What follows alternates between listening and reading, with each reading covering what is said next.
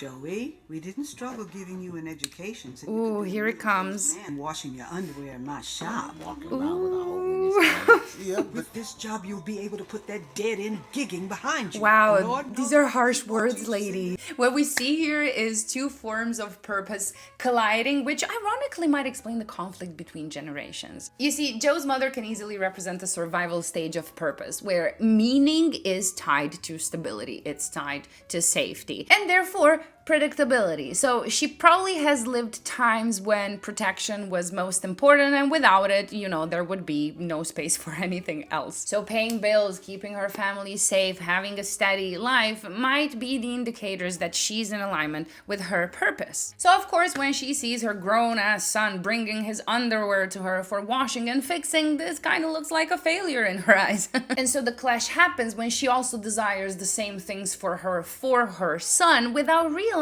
he is unable to share her idea of meaning and purpose because he doesn't have her experience, and because she keeps mending and washing his underwear. Like, lady, come on, honestly, if you want him more independent, it's time to finally say no from time to time. But anyway, chances are that he didn't have to worry about surviving as much as his mother, and therefore Joe can represent the self-actualization stage of purpose, where meaning is tied to expression and individuality. It's tied to aliveness, if it makes sense. So that's his sole focus, you see, becoming fully himself in the branch he prefers, even at the cost of risks. And so the tension rises when each believes their idea of meaning is the right one. And so they end up judging each other instead of listening to each other. You see, they're judging each other's idea of purpose.